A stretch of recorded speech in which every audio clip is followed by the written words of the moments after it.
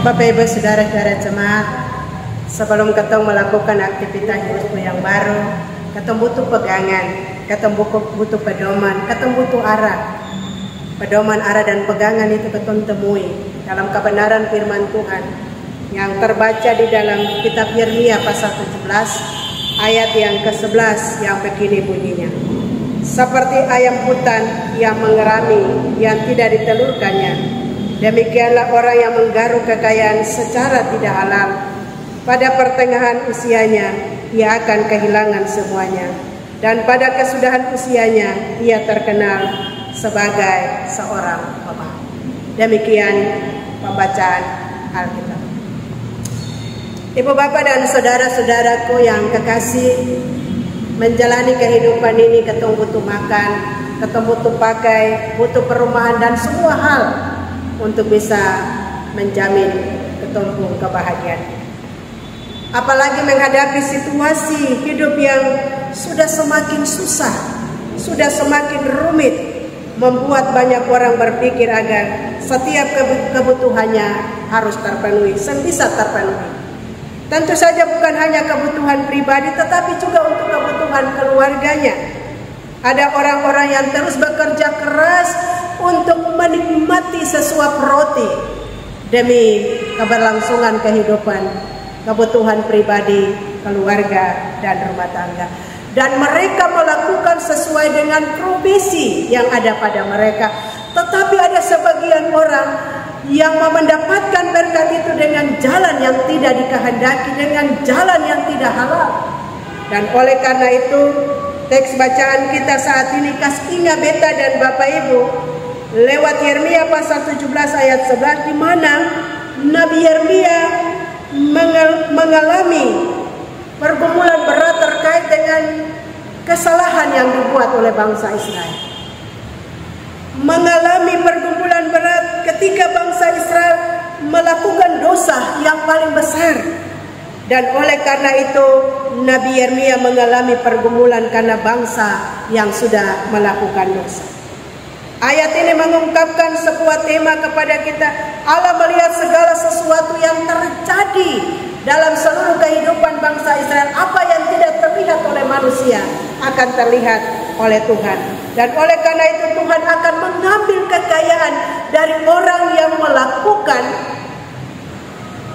cara-cara yang tidak dikehendaki oleh Allah, melakukan cara-cara mengambil dan merampas hak-hak orang lain. Dan itu yang akan Allah ambil sebagaimana yang diungkapkan pada ayat yang ke-11 tadi.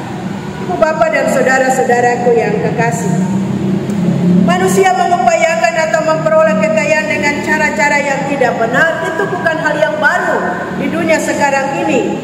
Sudah banyak terjadi di dalam zaman perjanjian lama yang dilakukan oleh bangsa Israel, diperhadapkan dengan kebutuhan hidup yang meningkat sehingga membuat sebagian orang melakukan segala cara untuk mendapatkan sesuatu yang kurang dikehendaki oleh Tuhan.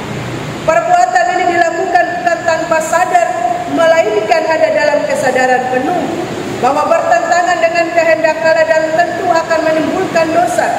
Menggambarkan bagaimana cara manusia meraup kekayaan dengan cara yang tidak benar, diantaranya mencuri, korupsi, bahkan juga melakukan tindakan-tindakan dengan menjual obat-obat terlarang, bahkan juga berjudi, mengambil hak orang lain dan sebagainya. Padahal ada perintah, ada larangan yang disampaikan Tuhan Allah kepada bangsa.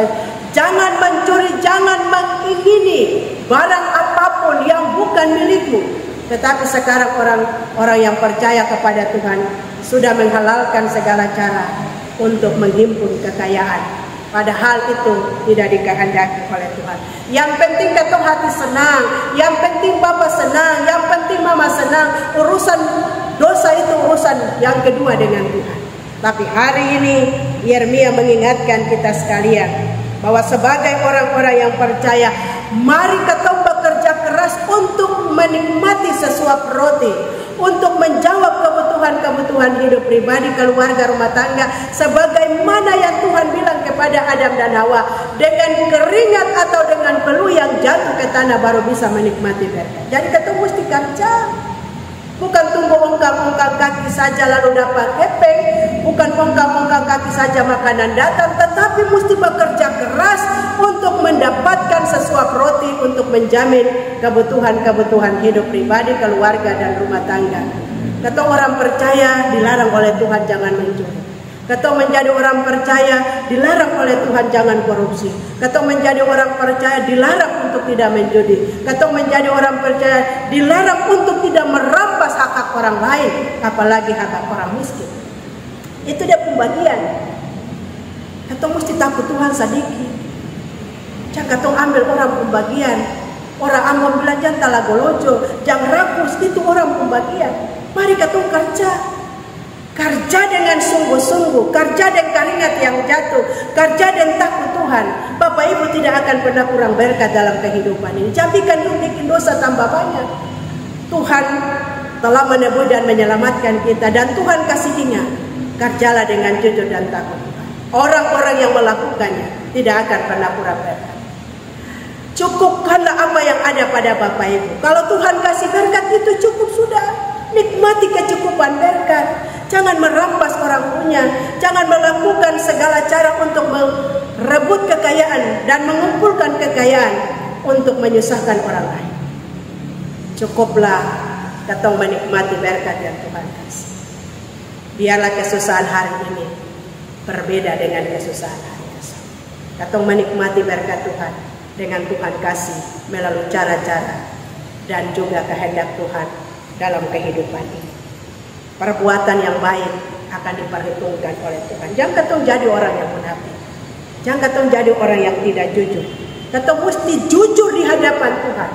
Ketong mesti sampaikan apa yang menjadi kebutuhan-kebutuhan hidup di hadapan Tuhan. Mau kerja, sembahyang, minta dari Tuhan, kasih berkat hari ini supaya ketong jadi berkat untuk orang lain.